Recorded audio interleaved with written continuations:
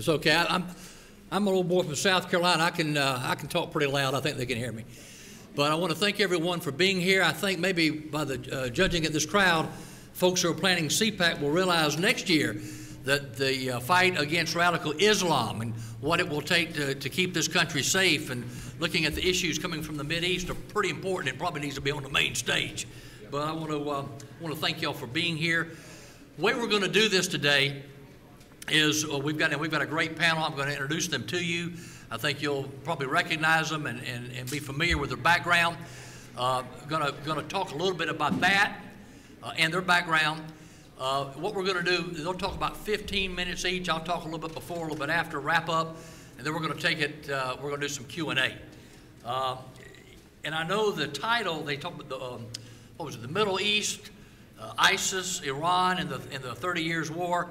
We've been talking. It's not been a 30 Years war. It's a war that's been going on for hundreds and hundreds of years. A lot of activity in recent years. We're going to talk about that. Let me just give you a little background on the other panelist. Dr. Walid Phares is someone I know you recognize, particularly from Fox TV. He has been Fox News terrorism and Middle East expert for a number of years. I always enjoy watching him and his commentary.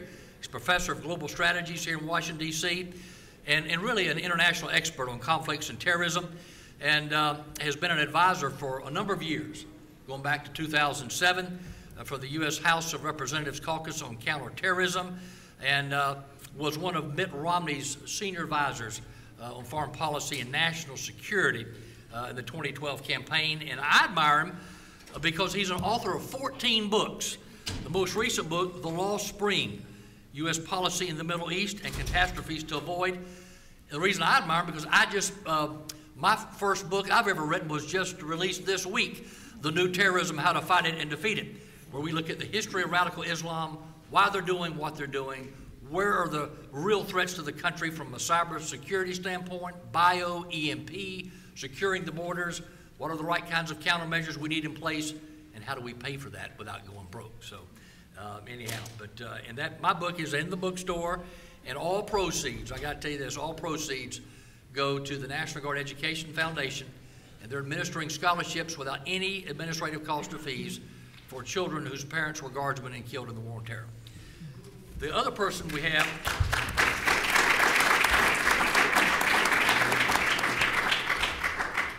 we're very fortunate to have Clare Lopez with us, who is Vice President for Research and Analysis at the Center for Security Policy, which is a great think tank on defense and national security issues here in Washington, D.C. Also a senior fellow at the London Center for Policy Research. She has served as a member of the Citizens Commission on Benghazi, and let me tell you, formerly a career operations officer with the Central Intelligence Agency. She's been there. She gets it. She understands it. And it was named a Lincoln Fellow at the Claremont Institute in 2011, and really has done extensive work in research on the threat from Iran, and has a tremendous understanding of Sharia law and the threat to this country. And but again, a real expert, and I'm really excited to hear what she has to say about Iran and what's been going on there and the real threat that's emanating from there. You know, I'm one who believes that radical Islam is really the challenge of our time. And when we have a president who refuses to call radical Islam, to me it would be the equivalent of Franklin Roosevelt in World War II refusing to call Nazi fascism, but calling it German aggression. We have to recognize the threat. And we do need a commander-in-chief who understands that you got to listen to your ground commanders. And as we see the rise of ISIS, and we see this threat spreading all over now, and it's a cancer that's spreading, my concern is, I go back to 2010, when we had ISIS's predecessor organization, about 90% of their capability wiped out. General Lloyd Austin, our CENTCOM commander, urged President Obama to leave a small residual force so that it would not reconstitute itself. Of course, he didn't listen to his ground commander, and now we've got a much bigger problem on our hands. And then we look at that threat there in the Mideast as it begins to grow and come to America, and radical Islamists are here. Our FBI director says that they have active investigations in all 50 states now of the United States of people with potential links to ISIS. We shouldn't be surprised by this.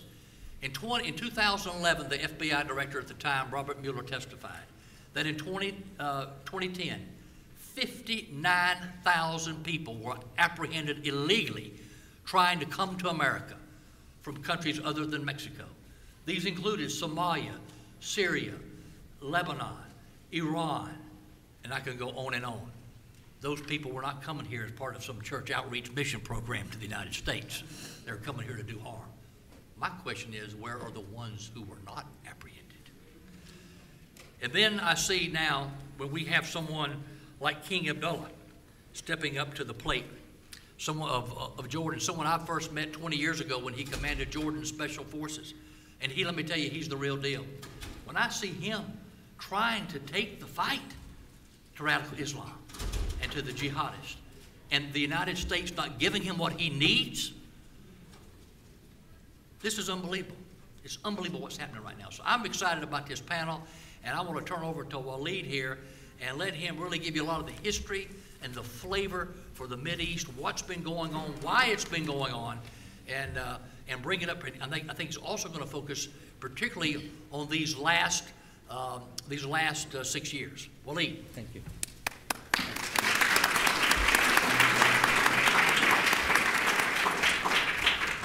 Thank you very much for the introduction. Thank you, everybody, for being here. I would like to thank CPAC and the American Conservative Union for the invitation. It's my first time at CPAC, so I'm celebrating that as well. I'd like to thank Katie McFarland, who made sure that I would be present here. She's a dear friend, and she's a leading thinker now on matters of national security. What I would like to do now for the next 15 minutes would be to talk about the present state of affairs in the Middle East, how it is described by the administration, and how it is in reality. Then I would like to talk about one of the arguments used by the administration in order to explain events today by events some 1,000 years ago, and make a comment about that. Then I would like to visit the rise of what you call radical Islam, what I call the jihadist movement of all its wings, the Salafi jihadi movement, and the Iranian regime, which I'll pave the way for my friend Clare to talk about it. Last, I will talk about the policy choices, how what is happening in the Middle East today didn't have to happen that way, that there could have been an alternative policy to this. I've been part of a platform that was ready in 2012. Unfortunately, it was not given the chance to have a different administration, or at least a different policy. And what can we do between now and 2016 in order to change whatever we can change, or slow some of these policies whenever we can slow them? Hopefully that there will be a change of direction in the next 2 years. I am not sure about it, but hopefully we're going to have a change of administration and of direction 2 years from now.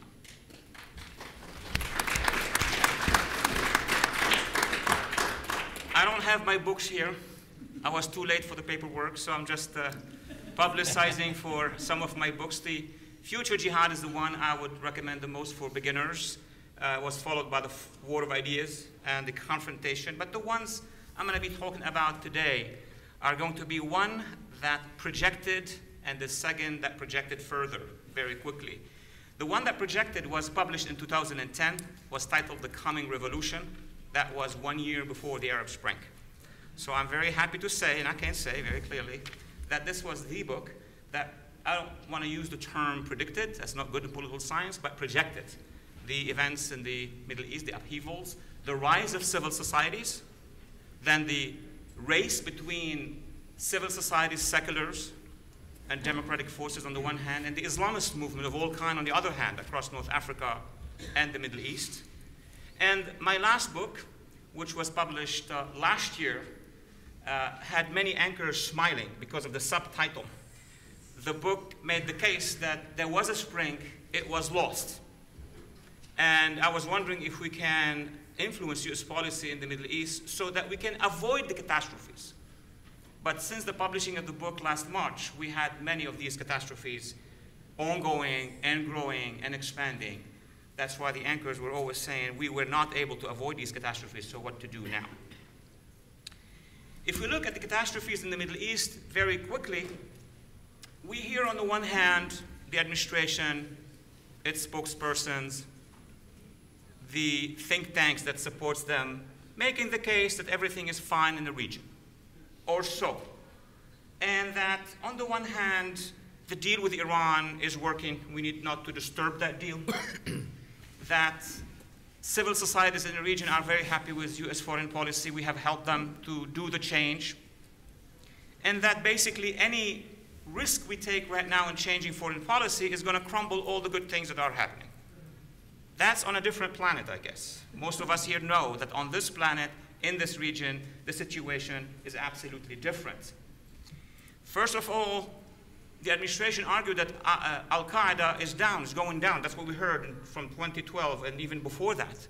Well, not just Al-Qaeda is doubling and tripling and quadrupling like a double espresso at Starbucks. It's going bigger.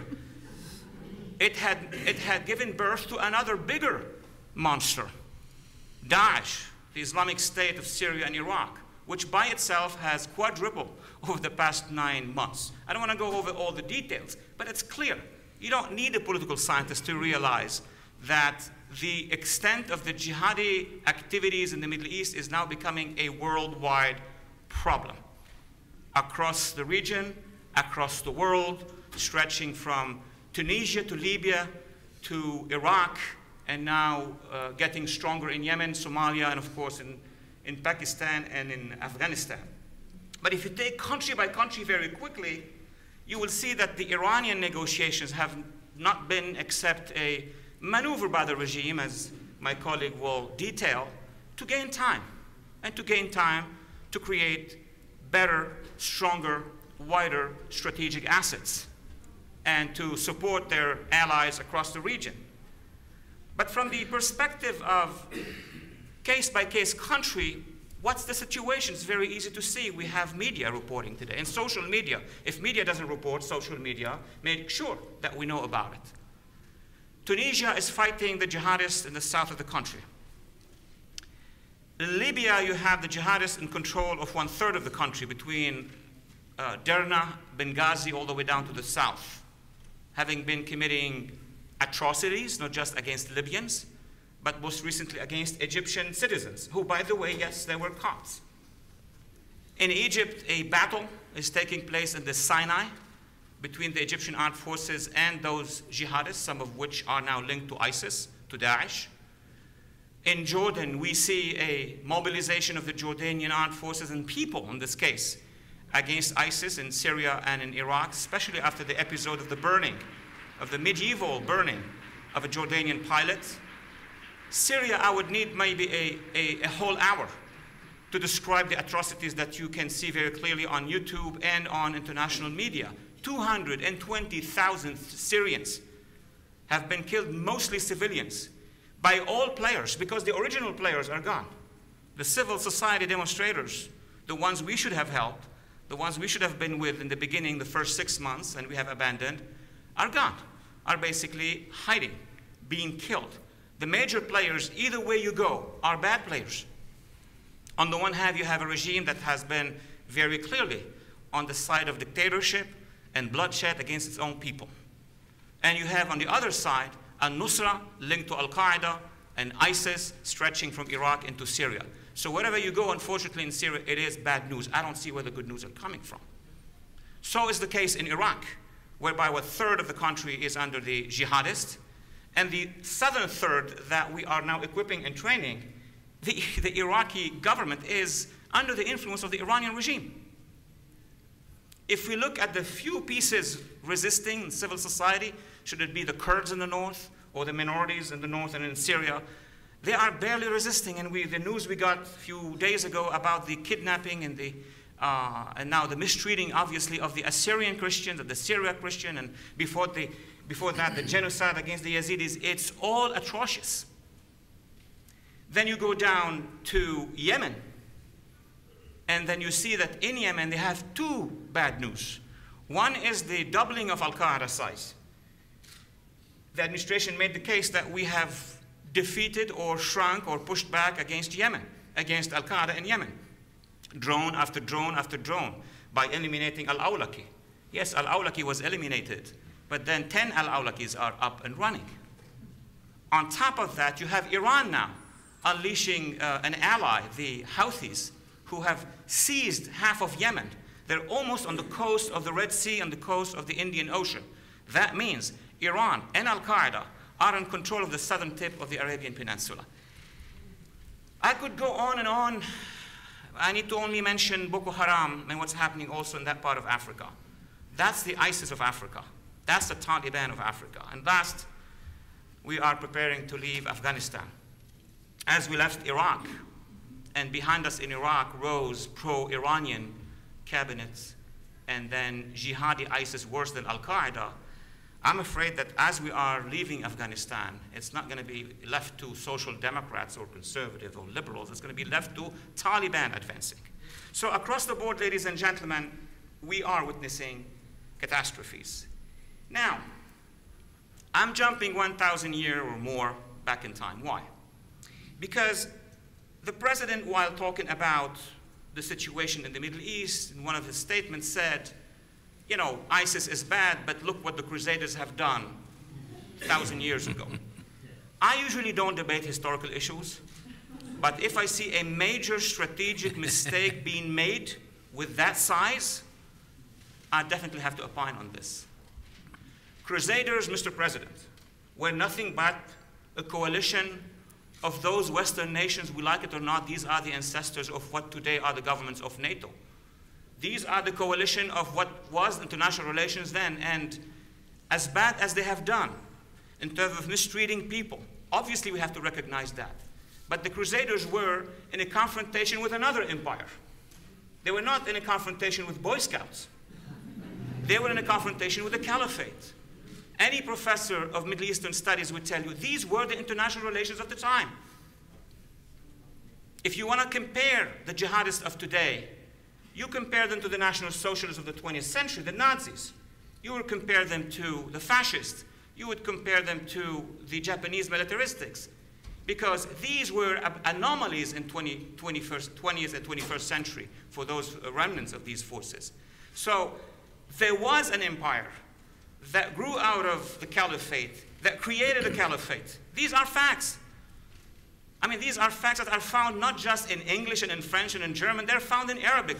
These are the books I read in when I was educated during the days in Beirut. So why to hide these facts? Whatever was bad on both sides of these conflicts, that was history. But if we're going to bring part of history to modern times, then we're going to bring all of history. We're going to bring every single piece of that history. So the choice is going to be for the administration. If you want to hide, dodge present times and go back in history, we will go in history and we'll make the case that what has been going on were thousands or at least hundreds of years of confrontation which should have ended when international law appeared, which should have ended with the League of Nations, with the United Nations, with the rise of human rights. But unfortunately, it did not. As I said, we had Nazism, we had fascism, but we had in modern time the rise of jihadism. And that's the real point that we're making here. Jihadism is an ideology. This is a very specific ideology, which was born in the 1920s for the Salafi jihadists, and the other wing was born in Iran in 1979 for the Khomeini's jihadists. They claim that they want to reestablish a caliphate. They do not represent the majority of the people in the region, and I'm very firm about that. And how can we know that this is not the case? Look at Egypt. Egypt gave us an irreversible example of when a silent majority wants to express itself, it expressed itself against the radicals. June 30th, 2013, 33 million Egyptians. You can't get an example in world history of a demonstration of 33 million people. The Muslim Brotherhood had 1 million, all the liberals had 1 million. But the people of Egypt, 33 million rose. They walked one time or maybe two times to tell us what? They refuse the regime of the Muslim Brotherhood. They refuse the Ikhwan view of issues. The Ikhwan have the right to express themselves. But the majority of that country said, we don't want to return back into history. We want to go forward. So was the case in Tunisia. Tunisia had an election. And through these elections, the Nahda party, which is an ally to the Muslim Brotherhood, was defeated as well. So the arguments that the region is represented only by radicals is not true. They are radicals who control the microphone in the Middle East. And we need to side with those who are facing off with the radicals. And here's my fourth point. What did we do over the past few years, the 6 years you asked about? We sided with the wrong partners. We made partners of the wrong people. In a speech in Cairo, delivered by the president in 2009, who did we select as our partners? Not the civil society forces, not women's movement, not students' movement, not the Copts, not the moderate Muslims, not even Al-Azhar, the Vatican of the Sunni world. We chose the Muslim Brotherhood. And when we choose the Muslim Brotherhood, we are inviting them actually to become more aggressive. Then a letter was sent to the Grand Ayatollah of Iran, also in June of 2009, calling for a deal with the Iranian Islamic Republic, but a deal before Iran reforms. These two mistakes, ladies and gentlemen, led the Arab Spring to a failure. From a beginning, which I argued could have been possible, we saw young people, we saw women, we saw union, labor, we saw all sorts of peaceful people in the beginning across from Tunisia to Libya to Egypt. And then we saw also the Islamist movement. And then we saw the jihadists, even a more radical brand of them. We chose the wrong side, hence we had all these catastrophes from Libya to Syria. The policy choices that we made in all these countries have led to the catastrophes. Now the big question is, what can we do? And what can we do is going to be a very difficult answer. I don't have a ready answer. Because first of all, we need to change the policy that we have. We cannot do more against ISIS if Washington is not determined to go and finish ISIS. We cannot do more to stem the advance of Iran's regime if the administration is sitting and negotiating with the Iranians before at least seeing a real reform, and despite the fact that millions of Iranians have demonstrated and we have abandoned them. So what to do now is, number one, to make sure that the US Congress, who has 2 years to be able to advise, to be able to put pressure, to be able to convince probably, if they can, the administration to change that direction, that number one, and that's very crucial, to identify the threat. No, jihadism is not yoga. This is not some sort of spiritual undertaking when it's jihadism. When you want to call it jihad, you can debate as much as you want. But jihadism is a movement. We need to identify that. Second, we need to sit down and work with forces of civil society across the region. These are our allies. Whomever is fighting the jihadists and whomever is calling for democracy. It's one or the other, or two together. We need to have a policy of companionship and alliance with them. And last, we need to be very clairvoyant, very strategic in how to fight ISIS, not just in the region, but also in our homelands across the Atlantic. We have problems in Canada, in Australia, in Europe. We see that ISIS is, as you mentioned now, very active in most of our states, if not all of our states. We need, in that regard, to inform the American public as to what is really happening. We need to tell them that the jihadists are an ideology and then only their own civil society can produce the antidote, and we need to make that good choice. Thank you so much for having me today. Thank you, Walid. And Walid, that was fascinating. And Walid said that this was his first CPAC. I'm going to tell you right now, this is not going to be your last CPAC. Oh. We're going to have to be back next year. And when I introduced Walid and Clare, I forgot to tell who I am. My name is Hipp. I did. Okay, I was excited about my book mainly, but as you know, but years ago, before I had white hair, I served as Deputy Assistant Secretary of the Army and ran the mobilization office, and I was fascinated with what he said about ISIS and defeating them. We can defeat them militarily. We can defeat global jihad, the global jihadist movement, but where we have failed in the past. And when President Obama did not listen to our CENTCOM Commander General Austin, we have not put the right systems and things in place so that it does not reconstitute itself. That's critically important. And what I'd like to do now is turn it over to Clare as we delve into Iran and the Iranian threat.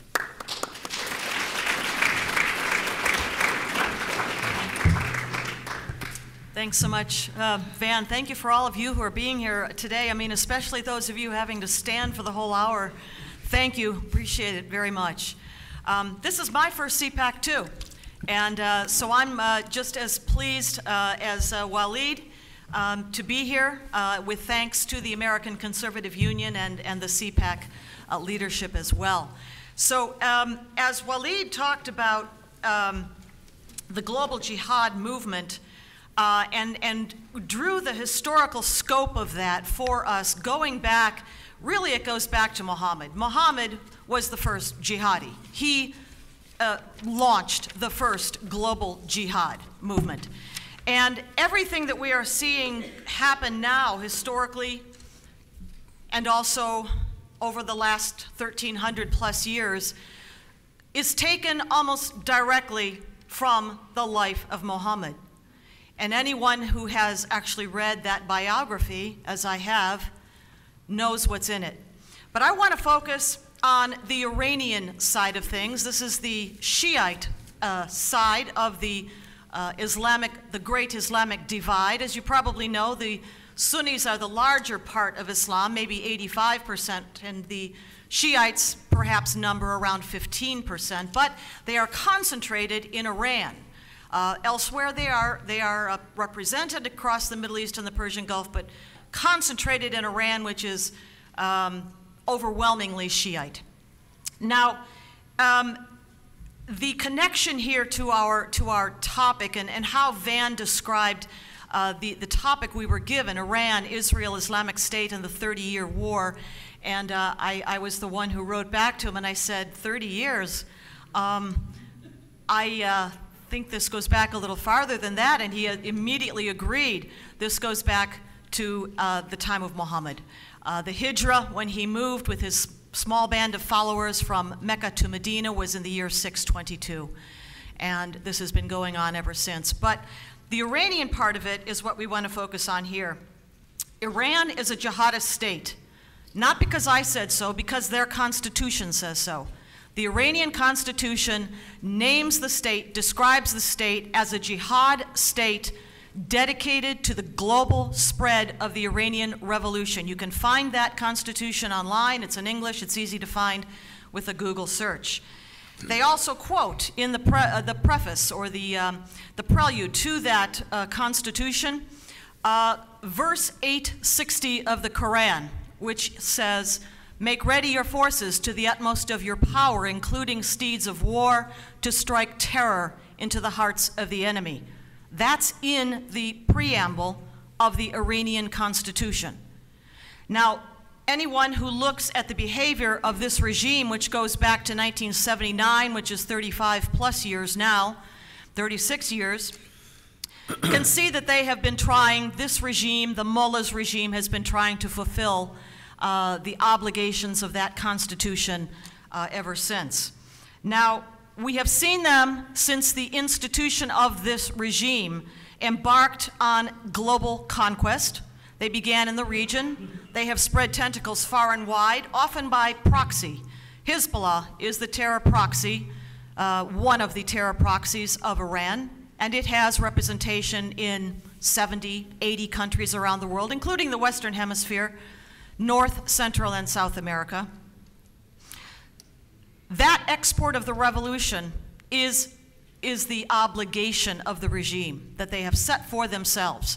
Hamas, of course, is the local regional proxy, Palestinian Islamic Jihad, another terror proxy of Iran. All of these are fulfilling that mission in their own constitution to spread the revolution. Now, the other thing that the Iranian regime seeks is to seize the leadership of the global jihad movement away from the Sunnis. Now you would say, well, they're dominant, they're much more numerous. Their vanguard of that jihad movement, Al-Qaeda and the Taliban, have been at it for a long time too. How are they going to do that? Well, I would suggest to you that how they intend to do that is twofold. One, the acquisition of a nuclear weapon, the deliverable nuclear weapon that they have been working on since the 1980s, when the Ayatollah Khomeini gave the order to his IRGC, Islamic Revolutionary Guard Corps, to get the bomb. The program has continued since then. It has never stopped. Despite what you may have read or seen in media, that program has continued ever since. The Iranians began by going to the Pakistanis, which had already begun their program by the 1980s, went to a guy by the name of A.Q. Khan. He is sometimes called the father of the Pakistani bomb, and he got them started. Then they got help from the Soviet Union at the time, China, North Koreans especially, and especially with their missile program, their intercontinental ballistic missile program. And they've been at it ever since. So that's one. They are going to achieve dominance, they think, they want, by achieving a deliverable nuclear weapon capability. The other way that they're doing that is by co-opting us. The Iranian regime, the Iran lobby that I have written about in a paper some few years ago for the Center for Security Policy, never thought I would see it, has bested the Saudi lobby in the halls of Washington, D.C. The slant of this administration of President Obama is certainly, I think, in the Persian Gulf region towards Iran and the Shiites. Now, I think that this administration of ours came into office with an agenda already formed that said that we would withdraw American power and influence from the Middle East region and North Africa, because we, America, have been a force for ill in the world, not a force for good. We're not exceptional. And we need to be more on the level of, you know, Greece. Not to denigrate Greece. It's a great place. But Greece has not been, in recent years, the leader of the free world. We are. We have been. But that was to be scaled back. And as we withdrew from these places across North Africa and across the Persian Gulf area there to the east, something would have to fill in behind it. What would that be? The forces of Islamic Jihad, Al-Qaeda, the Muslim Brotherhood. Our president knew this, and Iran and the Shiites in the east. I think there was a division envisioned. It might not have worked out exactly the way it was planned, but I think that the idea of the administration was that North Africa would be allowed to go to the Sunnis. And that is why our administration backed the Brotherhood in Tunisia, in Libya, in Egypt. And in Libya, they went a lot farther than just the Muslim Brotherhood, which indeed was the political leadership of the revolution in 2011. Our administration assisted in the gun running to Al-Qaeda militias in Libya. That's how Muammar Gaddafi was overthrown. We and our NATO allies helped regimes like Qatar's and others to run guns to Al-Qaeda in Libya, to Al-Qaeda-linked militias which later turned on us, murdered our ambassador and 3 others, and attacked and destroyed our mission in Benghazi in 2012. But that was the plan, I think, that that part of North Africa would go to the Sunnis for their influence, and we pulled our alliance back from Ben Ali in Tunisia, from Muammar Gaddafi in Libya. By the way, no choir boy, he never was going to be a choir boy, but he had given up his weapons of mass destruction verifiably, and he had begun to help the United States and the West in the fight against Al-Qaeda. He had Al-Qaeda in his jails. Our actions overturned all that, winding up with him dead and Libya today in total chaos. Egypt, we pulled back our support from Mubarak, who had been our ally in keeping the peace, in stabilizing the relationship between Egypt, the Arab world, and Israel for decades. And we abandoned him, we threw him under the bus. So that what? So that the Muslim Brotherhood could take over. Now, it didn't last, as you heard Walid say, it didn't last very long because the Egyptians said no, after 1 year they had enough of that. But that was the plan. Now, over to the east. In the Persian Gulf region, I think the plan was that the influence would be allowed to go to Iran. That was from the beginning. Iran was to be permitted to be the hegemonic power in the Persian Gulf region and beyond, with nuclear weapons if they wanted them. Now, I think that for the regime in Tehran, nuclear weapons, deliverable nuclear weapons, are the sine qua non. That acquisition, that power will give them, they think, all of the other objectives that I've talked about: regional, geopolitical dominance, hegemony, the spread of the revolution, an umbrella under which to do that with terrorist proxy forces, and also to take the leadership of the international jihad movement away from the Sunnis. Because there is the concept of the strong horse. The moment that Iran verifiably goes nuclear, the region kowtows. They will follow. Not only they will follow and acquiesce to Iran, but they will also trigger another, a broader nuclear weapons proliferation race. There are other states that will seek a nuclear bomb if Iran gets one. But that's what they're looking for. Now, I want to talk about the situation in Iran. We talked about, the international order. You heard Walid talk about how there was an international order that's been upset. Well, the international order was set by the powers of the West, which became dominant back in the 16th, 17th, 18th, 19th century, 20th century. The reason that jihad rises again now is because the West has fallen back, because we have retreated, and certainly America has retreated from its leadership in the world. That's why jihad is resurgent again, right now. The Muslim world has never been part of the United Nations Universal Declaration of Human Rights. You know what the Cairo Declaration is? It's a document signed by all the nations of the Muslim world in 1990. It's called, the group is called the Organization of Islamic Cooperation. Today it has had other names previously, but OIC. They signed a document in 1990 that said the only human rights that all the Muslim countries in the world will ever recognize, Sharia. That is what the Cairo Declaration says. So if you wonder why human rights are not being enforced or followed in the countries of the OIC, well, it's because they declared that they're not going to do that. They rejected the Universal Declaration of Human Rights, and they've got their own. It's Sharia. Very different than our Judeo-Christian-based idea of human rights. All right, so let me move then to the nuclear negotiations ongoing right now between the P5+1, as they call it, permanent 5 members of the UN Security Council, and Iran. The IAEA, of course, involved too, International Atomic Energy Agency. They've been going on for 18 months plus at this point in time. The US and the other P5 powers have done nothing but retreat, retreat, retreat. There are 6 UN Security Council resolutions that absolutely demand Iran stop all enrichment, period. The United States is negotiating that away, and at least according to the leaks that are coming out of the talks, moving towards allowing Iran not just an enrichment right, but the enrichment with advanced centrifuges, with who knows what level of enrichment. Remember, every single site that we know of today that belongs to the Iranian nuclear weapons program was revealed by somebody else. Iran is a signatory to the Nuclear Non-Proliferation Treaty, remains a signatory. That means they are supposed to advise the IAEA of all their sites. They've never done that. All the sites we know of were revealed by somebody else.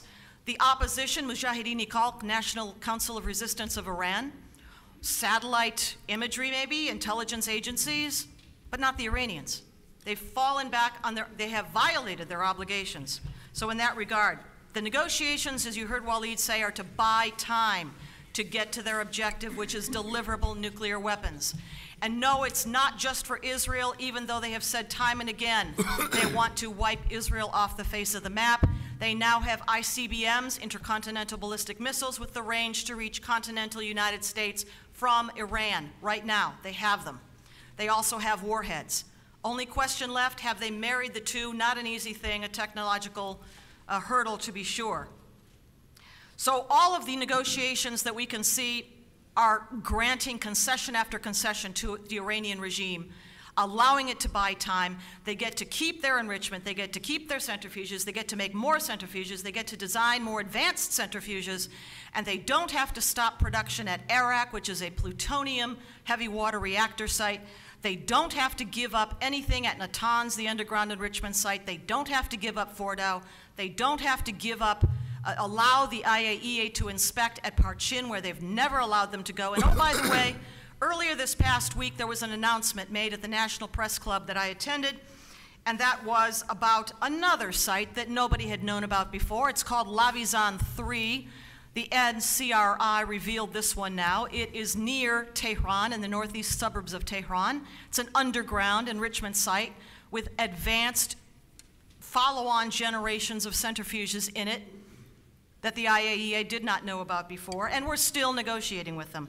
Last point, I want to come back to the Islamic State, Israel, and what is going on right now.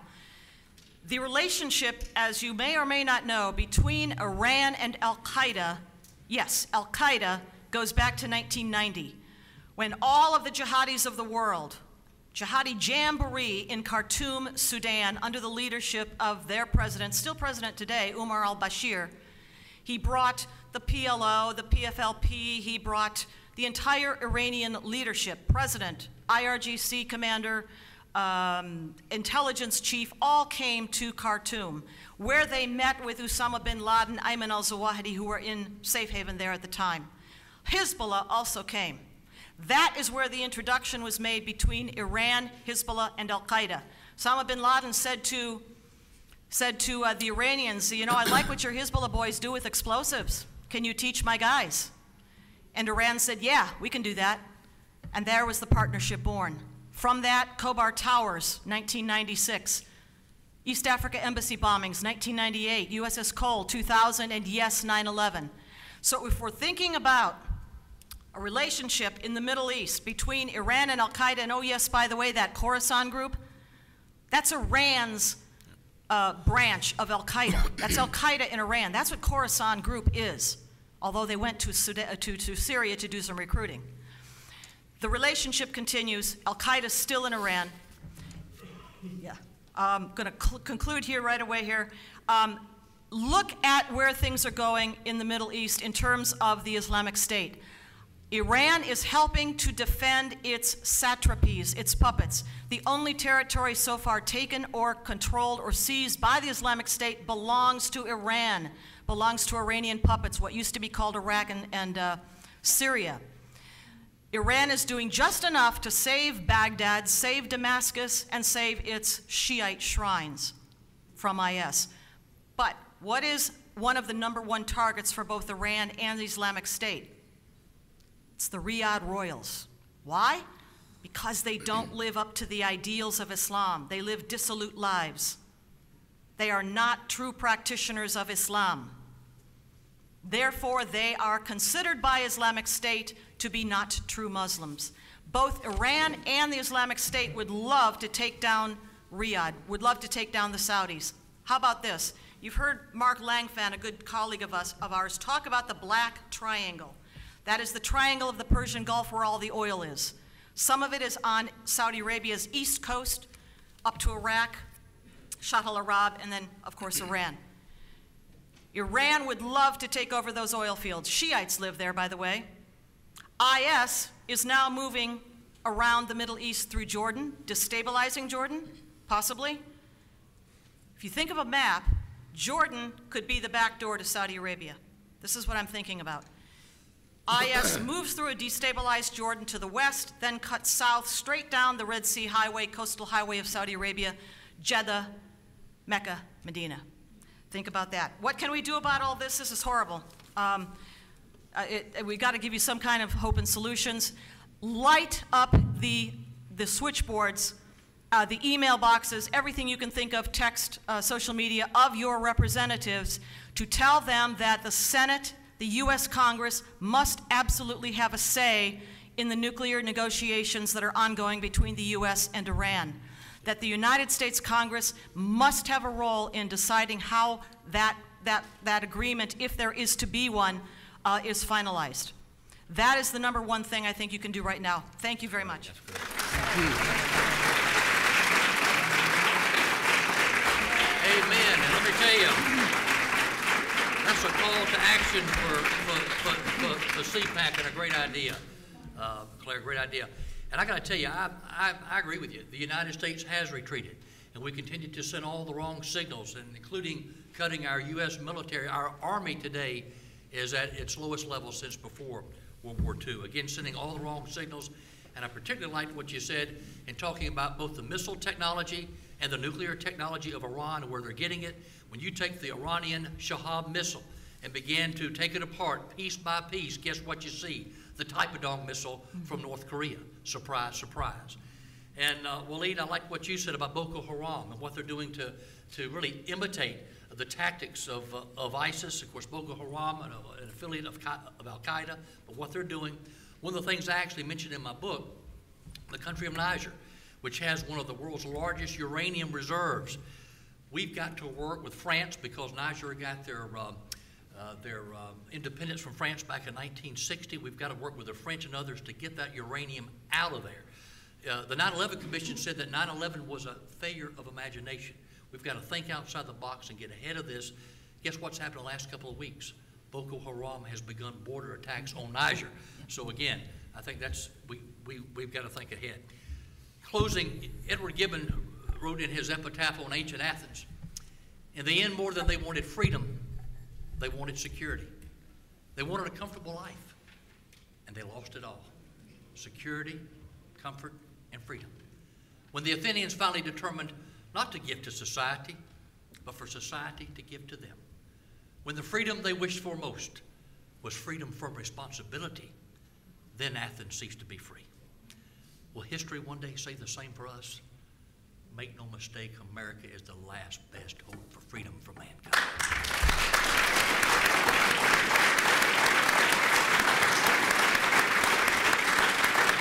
And after 9/11, we had a resolve in this country that we would do whatever it took to keep America safe. We need that same resolve as Americans today. And at this point, I want to open it up for questions. We got some great panelists, and first one. Yeah, I think there was an agreement, a military agreement signed, secret agreement signed between Jordan, Israel, and Egypt. Can you comment on that? I can. Go ahead. Because I have no knowledge of such an agreement. Me neither. But it would not surprise me if there are now coordinations. Certainly between Jordan and Egypt under the Arab League Defense Treaty, they can and they have said so. But I'm not surprised that Egyptians and Israelis, because they have a peace agreement, they can talk to each other.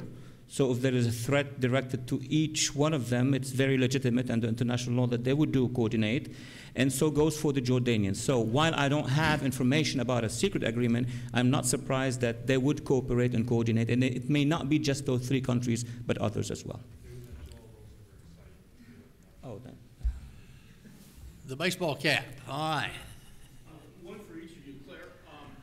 The Green Revolution, okay, that was a key moment that we missed, that Obama wouldn't support it. And from what I gather, while Iran has plenty of oil, they have no production capacity, so they have to import all their gasoline, and they subsidize it. Yeah. So if we had done like some kind of embargo on gasoline coming in there, or done anything to support them, the people may have, what happened in Egypt might have happened in Iran. Would you comment on that? Yeah, I mean, you're absolutely right. There was a moment there in 2009 after the fraudulent elections of that year in June that brought the Iranian people to the streets by the millions. That was the moment when the United States should have stood by them. If you might recall back in, I don't remember which year exactly, 2004 or 3, at the State of the Union address is what I'm thinking of, where then President George W. Bush was speaking. And he said, I'll never forget, he said, "And to the Iranian people I say, as you stand for liberty, America stands with you." And a few short later, they stood for their liberty, and we didn't stand with them. We abandoned them, and that was wrong. And then the thugs of the regime, the besieged forces and the intelligence services came out and slaughtered the people, beat them, dragged them to jail, where they were murdered and raped and hung and everything else, tortured. That was our moment. But if you think back to what I was telling you, about the divvying up of the Middle East, okay? The plan, I think, of this administration was that the region in the Persian Gulf area that includes Iran is for Iranian hegemony. Iran already has the regime that our administration wants it to have. They weren't going to support a revolution against it. They only supported revolutions against rulers who were secular, who were not enforcing Islamic law, not a regime like Tehran's, which already had it. Let's go. Quick question about the Arab Spring. Yeah, but we're trying to give everybody a chance here. We'll get 5 or 10 I'll be minutes. brief. We'll come back to you. Be shorter. Robert. I love this panel. I think in your book, The Lost Spring, you talk about the role of Qatar, Al Jazeera, in the Egyptian revolution. And of course, the panelists talk about the Iranian capability. With Netanyahu coming, I'm curious, do you think Israel, or can we give Israel the capability to take care of the Iranian nuclear program, should the need arise? To whom? Yeah. Well, I'll recommend to you a book that I recently read. It's by an author named Matthew Kroenig, Kroenig. He's a professor at Georgetown and a member of the Foreign Policy Council, Council on Foreign Relations. And the book is called A Time to Attack on Amazon.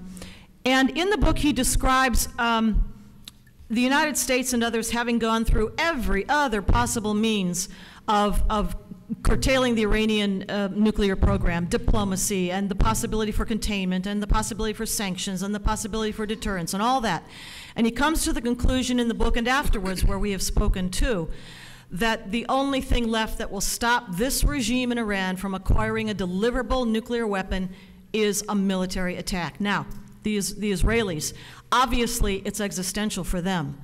And they've been singled out time and again for intended genocide by the regime in Tehran. What capabilities do they have? Well, think about 4 facilities in Iran in their program, okay? One is Natanz, it's an enrichment facility underground. One is Fardo, another enrichment facility underground. Then there is Arak, which is the plutonium heavy water reactor above ground, Isfahan conversion facility above ground. 3 out of 4 of those are reachable by the Israelis right now with the capabilities they have right now. The one that's most deeply buried is Fardo. Might give them a little more trouble to reach it, but they too know how to do precision bombing and drop one bomb down the same hole a few times, or collapse the whole thing just on top of them and turn it into a sarcophagus. But if those 4 facilities were taken out, according to Matt Kroenig in his book, it would cripple the Iranian nuclear weapons program for at least a couple of years. Would there be repercussions? Yes, of course. And we would have to deal with those, and the Israelis would too. But that would set back the program and by at least a couple of years, and they're capable of doing that right now. We have time for a couple more questions back in the back. To your point, ma'am, would President Obama, in your judgment, try to stop military Would the President Obama use military force to stop the Israelis? I hope not. Stop the Iranians. I'm sorry, yes, sorry, what? Yes, would he use military force to stop the Israelis from attacking the Iranians? And I certainly hope not. His response to something like that is hard to tell at this point with the deep animosity that he's shown not just to the Jewish state of Israel, but to its Prime Minister Benjamin Netanyahu, who's coming here next week. Hard to know. And you had a question, I promised you.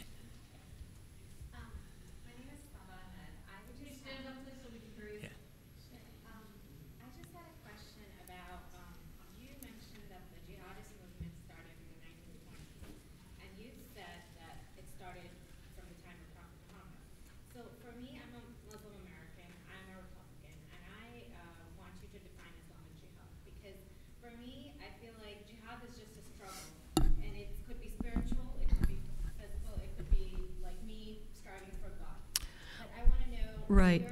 I'm not sure if you're very familiar with Islamic law. It's called Sharia. And if you look at a book of Islamic law, the one that I use most often is called Reliance of the Traveler, also Umdat al-Salik, available on Amazon as well, very inexpensively. And it's neatly divided into chapters, which makes it a handy reference, I think. And there's a chapter in there on jihad. And that chapter begins on page 599. It is section 09.0. And you can go and look at what it says. The definition of jihad is, it is warfare against non-Muslims, derived etymologically from the word mujahada, which signifies warfare to spread Islam. That is the definition of Islam in the Islamic Book of Law, certified, by the way, by Al-Azhar University, as well as the senior ulema of the Saudis, of the Jordanians, and also the senior certifying authority of Islamic scholarship in the United States, the Muslim Brotherhood front group called the IIIT, International Islamic Institute of Thought. Walid, you've studied this an awful lot. Can you?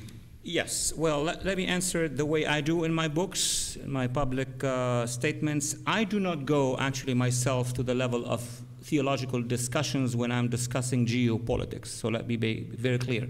I will only discuss theology either in a private setting or in a theological setting. Having said that, from a geopolitical perspective, there is the historical jihad and there is the modern day jihad. The historical jihad has been practiced since the time of the early Islamic State. It has the dimension you mentioned, that is spiritual, that is effort, and it also had at the time the component of geopolitical jihad, meaning to push the caliphate into other areas. But in my view, this is history, and history has to be treated as such. I am more interested and more focusing on what you have just mentioned, which is the jihadist movement. And the jihadist movement is an ideological one. Since the 1920s, for the Brotherhood and for the Salafists, and since 1979 for the Iranian Khomeinist revolution, they seek a very specific geopolitical quest. Now, if they want to add to that quest a spiritual dimension, I have no problem with the spiritual dimension. Actually, a majority in the Muslim world would like to see it in a spiritual dimension. My problem would be from a national security perspective if the jihadist movement wants to make changes by violence. And changes by violence would be either through regimes, oppression or suppression, or by terrorist organizations. This would be my concern about the jihadist movement. And what I'm saying right now is not that different from the debate in the Arab world. Every single word we're using here are used in the Arab world. And actually, my concern was that in America, we have not paid attention enough to the debate that exists in the Arab world about the jihadist movement. Now we are catching up. All right, one quick question before they throw us out. Oh, and I need to respond to some of the questions okay, later. Or, okay.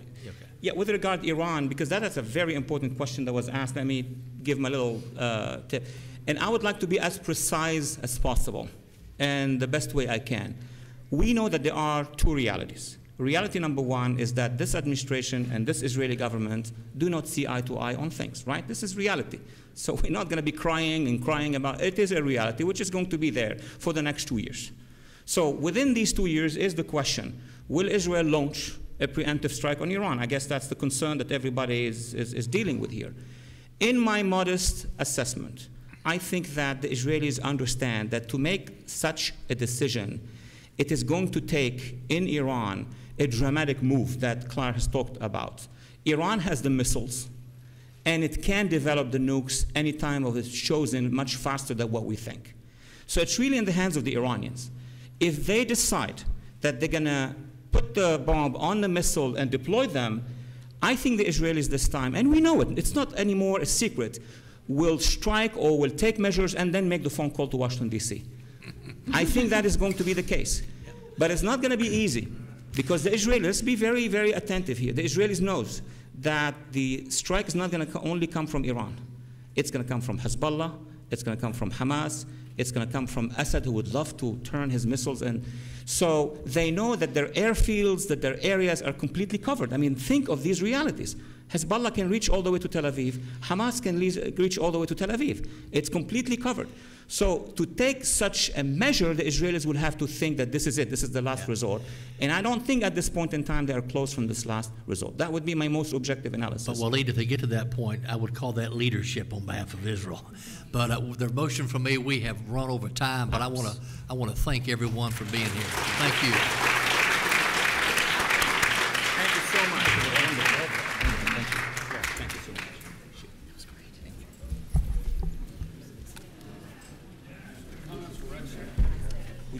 Thank you. Thank you so much. Yeah. Thank you. I'm so happy you Got one of mentioned these? the book. You did. How influential? I just don't know. I mean, I'm not on the inside of the White House. I've got no way of knowing. It's great to meet you. Thank you. You did a great job. I just don't know. I mean, none of us really knows. We can speculate a lot, and people do, but we're not on the inside of the White House, so I don't know. Thanks so much. Thank you.